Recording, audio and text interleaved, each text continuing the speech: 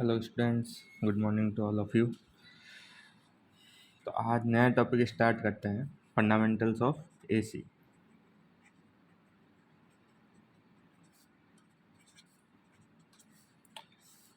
You know what is AC?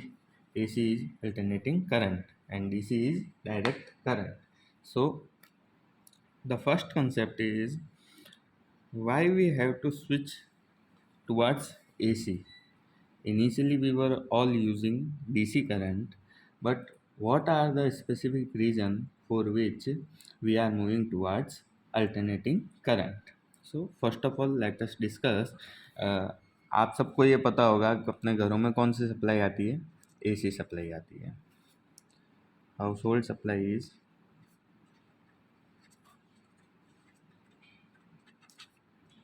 AC. क्या voltage रहता है अगर सिंगल फेज है? तो 230 वोल्ट, 50 हर्ट्ज फ्रीक्वेंसी।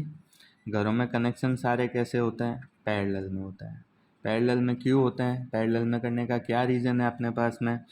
क्या होगा अगर कोई सर्किट सीरीज़ में कनेक्ट है?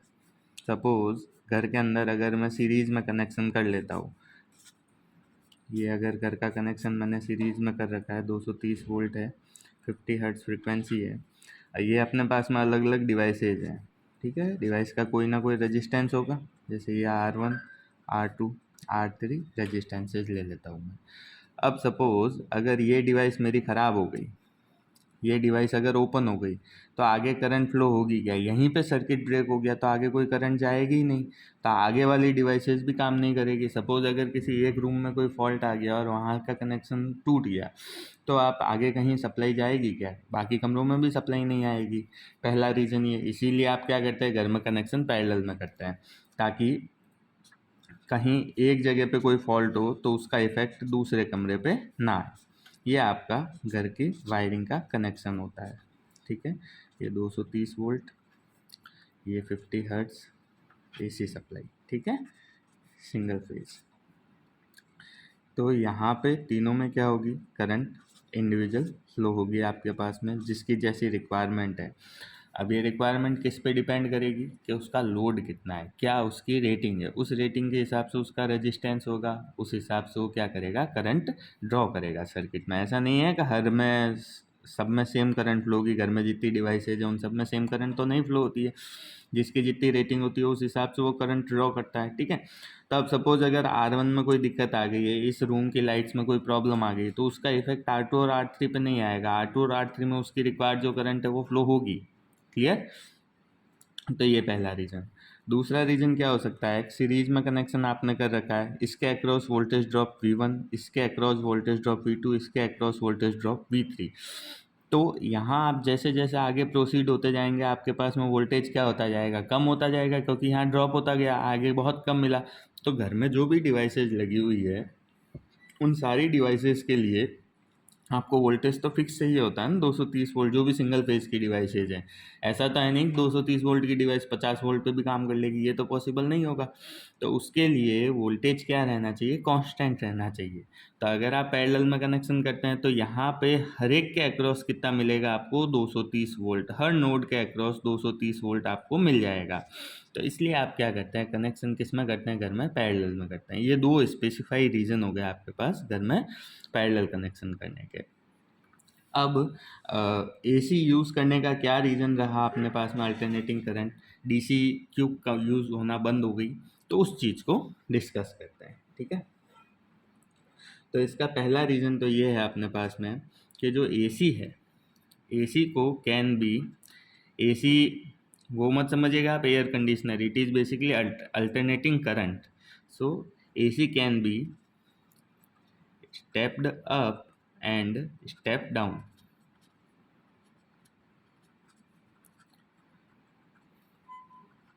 using transformer, so application range increases। अब बेसिकली इंडिया में जो है, आप जो जनरेशन करते हैं, इंडिया के अंदर जो जनरेशन हो रहा है वो या तो आपके पास में मैक्सिमम अपने पास कितनी कैपेसिटी है 33 किलो वोल्ट पे आप जनरेशन कर सकते हो, इससे ज़्यादा वोल्टेज पे आप जनरेशन नहीं कर पाते। बट आपने देखा होगा कि जो ट्रांसमिशन लाइंस है वो लाइंस की कैपेसिटी 440 किलो वोल्ट होती है, 800 किलो वोल्ट होती है। तो वो कैसे पॉसिबल है, इतना ज़्यादा वोल्टेज कैसे पॉसिबल है? तो यहाँ आप क्या करते हैं कि स्टेप अप ट्रांसफार्मर होता है जो स्टेप अप करता है इस वोल्टेज को कहाँ तक, 440 किलो वोल्ट तक स्टेप अप कर दिया, और ये आगे क्या करता है, ट्रांसमिशन में प्रोवाइड करता है। ठीक है, तो पहला तो ये बेनिफिट हो गया कि आप वोल्टेज को जितना स्टेप अप करना चाहो, जितना स्टेप डाउन करना चाहो, वो स्टेप अप स्टेप डाउन करके आप लॉन्ग डिस्टेंस पे ट्रांसमिट इसको कर सकते हैं। ठीक है, ये पहला रीज़न हो गया एसी यूज़ करने का।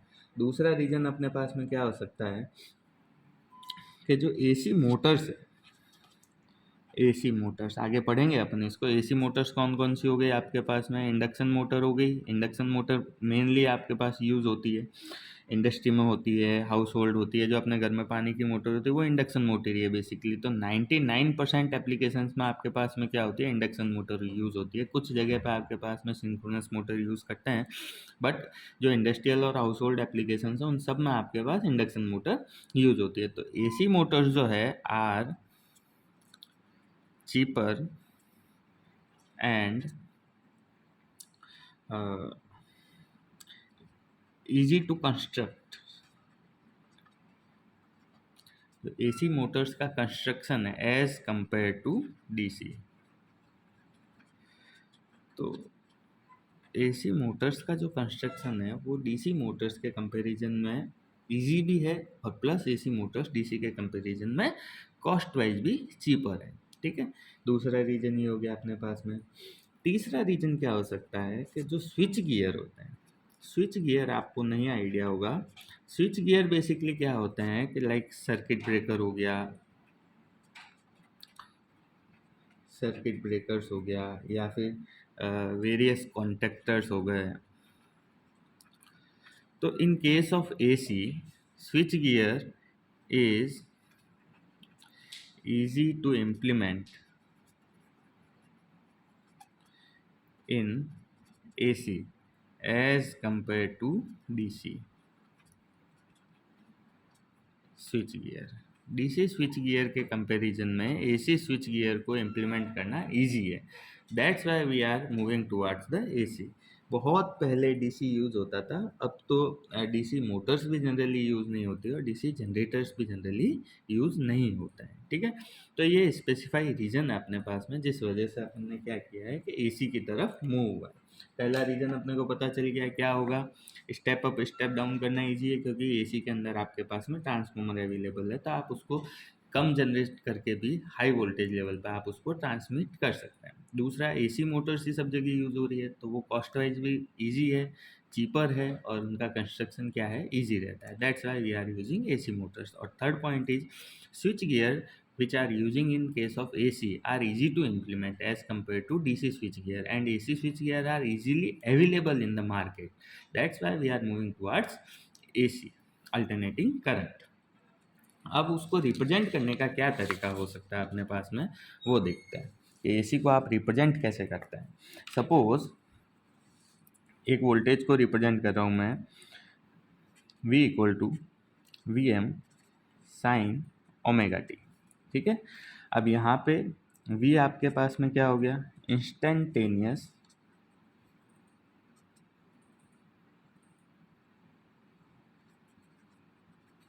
वोल्टेज। Vm क्या हो गया आपके पास में, मैक्सिमम वोल्टेज। ठीक है, फिर ओमेगा क्या हो गया आपके पास में, angular velocity, angular velocity of the coil. और टी क्या हो गया आपके पास में, टाइम पीरियड बेसिकली।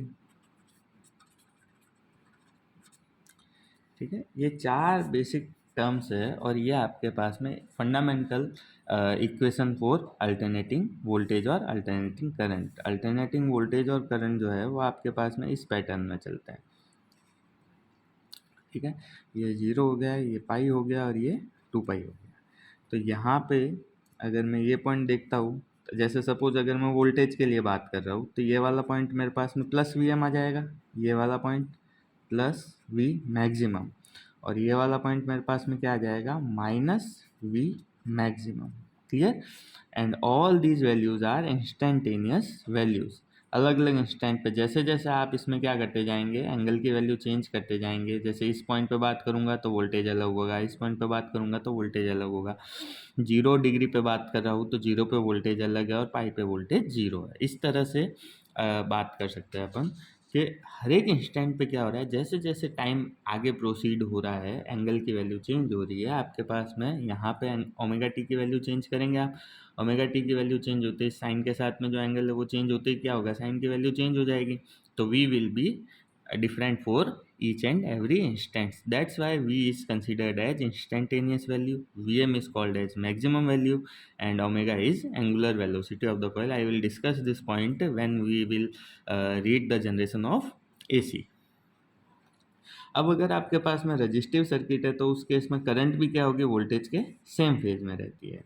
ठीक है, जब तक सर्किट के अंदर कोई इंडक्टिव या कैपेसिटिव लोड नहीं है, जब तक वोल्टेज और करंट क्या रहेंगे आपके पास में, सेम फेज में रहेंगे। मैग्नीट्यूड जरूर चेंज हो सकता है बट फेज सेम रहेगा आपके पास। ये करंट भी मैक्सिमम पॉजिटिव डायरेक्शन में और ये नेगेटिव डायरेक्शन में maximum current. Clear? Again 0 pi and 2 pi.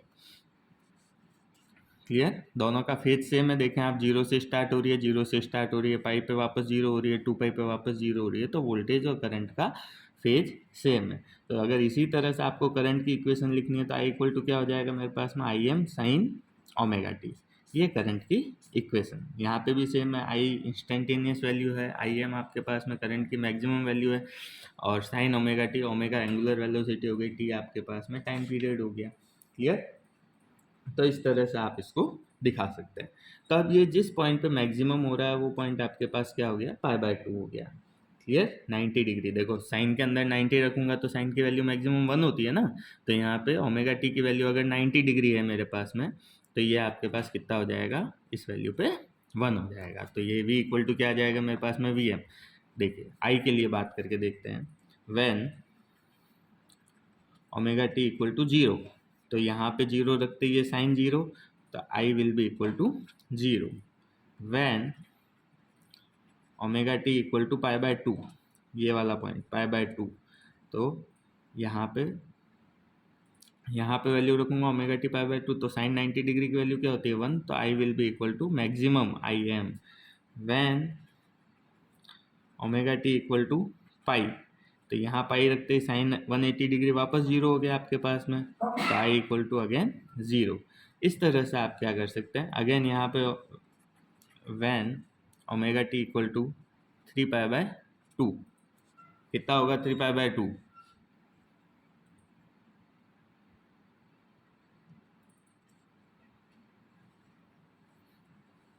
270 degree होता है ना। तो 270 डिग्री पे क्या होगा, यहाँ पे साइन की वैल्यू -1 होती है, तो यहाँ पे ये साइन की वैल्यू -1 हो जाएगी, तो आई इक्वल टू क्या हो जाएगा आपके पास में, minus of I m. And when omega t equal to 2 pi, again यहाँ 2 पाई रखते हैं, साइन 360 की वैल्यू कितनी होती है, 0 होती है, तो I will be equal to 0। तो इस तरह से आई क्या हो रहा है, देखो आप अलग अलग इंस्टेंट पे अलग ही है, तो मैंने सिर्फ 0 पाई/2 पाई 3 पाई/2 एंड 2 पाई लिया। आप मल्टीपल इंस्टेंट ले सकते हैं, बहुत छोटी छोटी वैल्यूज ले सकते हैं और उन पर चेक कर सकते हैं। तो हर एक इंस्टेंट पे आपके पास करंट की वैल्यू क्या आएगी, डिफरेंट आएगी। तो इसलिए जो ये स्मॉल आई लिखा हुआ है इसको आप कहते हैं इंस्टेंटेनियस वैल्यू, और ये कैपिटल आई एम जो लिखा हुआ है it is called as maximum value. ठीक है, अब नेक्स्ट अपने पास में कंसेप्ट आता है कि why we have to use only sinusoidal waveform. भैया आपको अल्टरनेटिंग क्वांटिटी तो चाहिए, तो अल्टरनेटिंग क्वांटिटी तो आपके पास में स्क्वायर वेवफॉर्म भी हो सकती है। ये देखो आप, ये स्क्वायर वेवफॉर्म, ये भी तो मेरे पास में अल्टरनेटिंग क्वांटिटी है। या फिर ट्रायंगुलर वेवफॉर्म भी तो ले सकता हूँ मैं, ये भी तो मेरे पास में अल्टरनेटिंग है ये अल्टरनेटिंग। मैं इनको यूज़ नहीं कर रहा हूँ, इसको यूज़ नहीं कर रहा हूँ, मैं केवल कौन सी वेवफॉर्म यूज़ कर रहा हूँ, साइनोसॉइडल वेवफॉर्म यूज़ कर रहा हूँ। तो क्या रीज़न हो सकता है अपने को केवल साइनोसॉइडल वेवफॉर्म यूज़ करने का, इसके भी अपन रीजन्स देखते हैं। तो देखें आप, इसका फर्स्ट रीज़न अपने पास में क्या हो सकता है कि जो साइनोसॉइडल वोल्टेज और करंट है, sinusoidal voltage and current produce less interference with nearby telephone or communication lines. Clear? जो साइनोसॉइडल वेवफॉर्म है वो नियर बाय जो टेलीफोन लाइन या कोई कम्युनिकेशन केबल पास हो रही है ना, उस कम्युनिकेशन केबल के साथ में लेस इंटरफेरेंस प्रोड्यूस करता है. That's why we are using sinusoidal voltage and current. Second point अपने पास में ये हो सकता है कि जो एसी मशीन है आपके पास में, जो भी एसी मशीन है लाइक ट्रांसफॉर्मर हो गया, इंडक्शन मोटर हो गया, अगर मैं इसको इस तरह से लिखते हैं, AC machines at sinusoidal voltage and current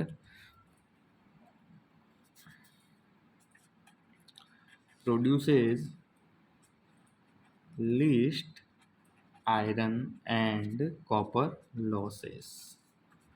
ठीक है? क्या होगा अगर मैं स्क्वायर वेवफॉर्म या रेक्टेंगुलर वेवफॉर्म यूज़ कर रहा हूँ, तो उस केस में एसी मशीन्स के अंदर iron losses and copper losses बढ़ जाते हैं, है ना. तो अगर मैं साइनोसॉइडल वेवफॉर्म यूज़ करता हूँ तो उस केस में iron losses and copper losses क्या होंगे मेरे पास में, as compare to square and triangular waveform कम होंगे. होंगे तो सही. Iron losses and copper losses property किसकी है आपके पास में, कॉपर लॉसेस किस पे डिपेंड करता है, करंट पे डिपेंड करेगा. कॉपर लॉसेस को आप किससे रिप्रेजेंट करते हो, आई स्क्वायर आर से रिप्रेजेंट करते हो. और आयरन लॉसेस आपके पास में मटेरियल पे डिपेंड करते हैं कि कौन से मटेरियल की आपने डिवाइस बना रखी है, लाइक आयरन का बना रखा है या सॉफ्ट आयरन का है या फिर cold rolled grand oriented silicon steel का बना रखा है. तो इस तरह से डिफरेंट मटेरियल्स के लिए क्या होगा आपके पास में, जो BH कर्व आप बनाते हैं, आपको ध्यान हो तो BH कर्व याद आ रहा है आपको, तो वो BH कर्व जितना कम होगा उतना आपके पास में क्या होगा, ये लॉसेस कम होंगे, है ना. तो वो मटेरियल की प्रॉपर्टी है, कौन सा मटेरियल आप यूज़ करो, हर मटेरियल के लिए BH कर्व डिफरेंट डिफरेंट होगा. ठीक है. फिर तीसरा पॉइंट क्या हो सकता है अपने पास में कि साइनोसॉइडल वेवफॉर्म जो है वो कोई भी इलेक्ट्रिक सर्किट है आपके पास में, तो उसमें in electrical circuits produce minimum disturbance.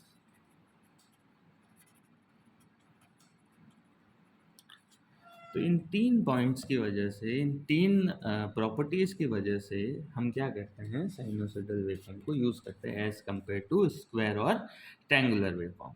ठीक है. तो ये अब बेसिक अपन ने अभी फंडामेंटल्स ऑफ एसी की बात की है. अब अपन बात करेंगे how we can generate AC.